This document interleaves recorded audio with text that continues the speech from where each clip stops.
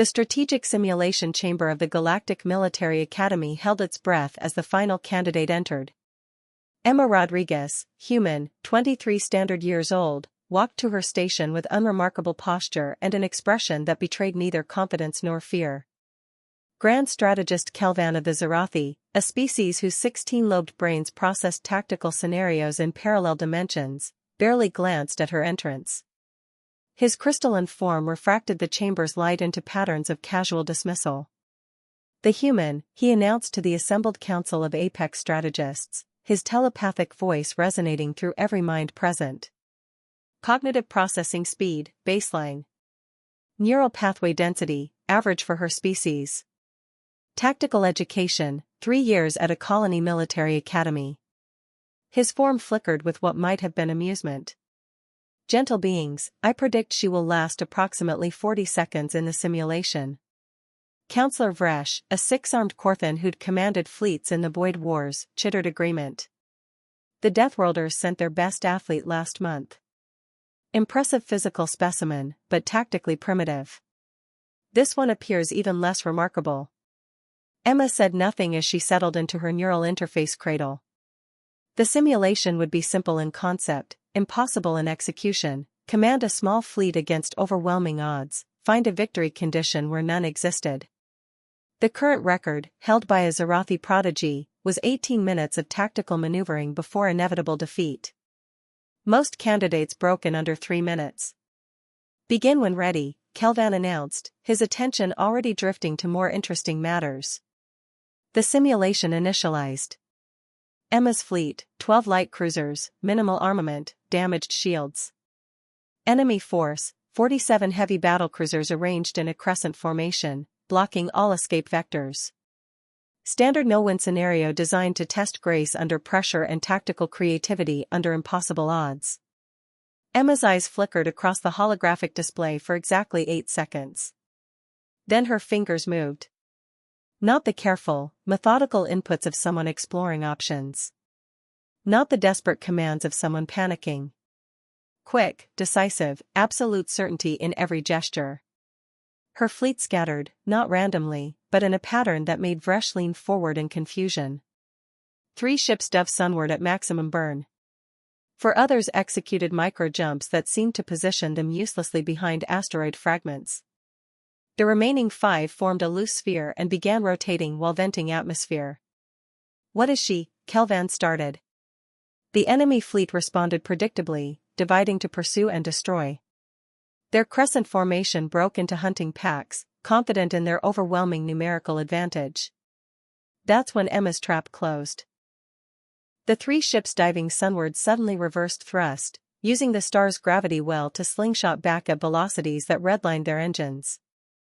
They weren't attacking, they were positioning. Each ship executed a single weapons burst, not at enemy vessels but at specific points in space. The asteroids her other ships had hidden behind fragmented and cascading chain reactions. Not from direct impact, from precisely calculated resonance frequencies that turned solid rock into expanding fields of shrapnel traveling at relativistic speeds. The enemy hunting packs flew directly into the debris storms. Meanwhile, her rotating sphere of ships had been venting atmosphere in calculated bursts, creating an invisible cloud of frozen particles. When the enemy's rear guard moved to intercept, their sensor arrays encountered the particle field and experienced a 7-second lag in target acquisition. 7 seconds was all Emma needed. Her ships that had seemed uselessly positioned suddenly became perfectly positioned. They'd mapped the enemy formation's blind spots, calculated trajectory windows, and identified the flagship through subtle power signature analysis. 1 torpedo. Perfectly timed. Traveling through the one corridor in space where overlapping point defense systems created a microsecond gap. The enemy flagship's reactor went critical. The chain of command collapsed. Subordinate ships hesitated for 3 crucial seconds, an eternity in combat. Emma's forces, already in motion, executed a synchronized micro-jump that scattered them across 12 different vectors. By the time the simulation's enemy AI recovered and reorganized, Emma's fleet had disappeared into jump space, having inflicted catastrophic casualties while sustaining 0 losses. Total elapsed time, 8 minutes, 43 seconds. But the battle had been decided in the first 8 seconds.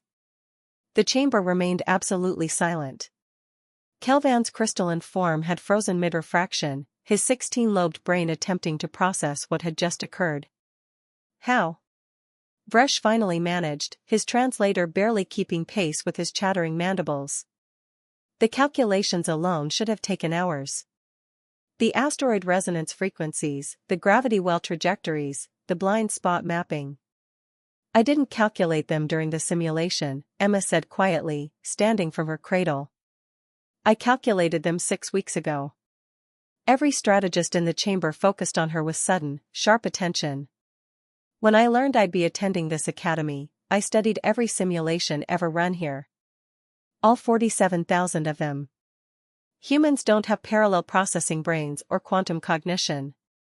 We have pattern recognition. We have obsessive preparation.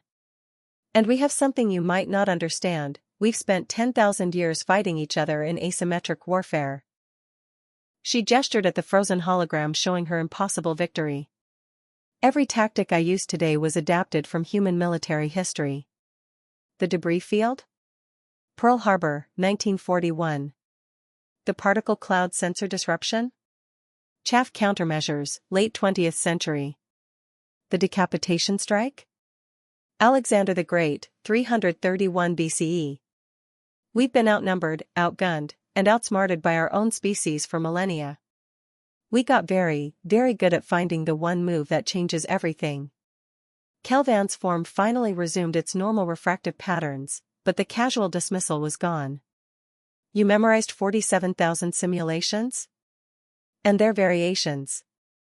And the tactical doctrines of 63 known spacefaring species. And the weakness patterns in 42 different capital ship designs.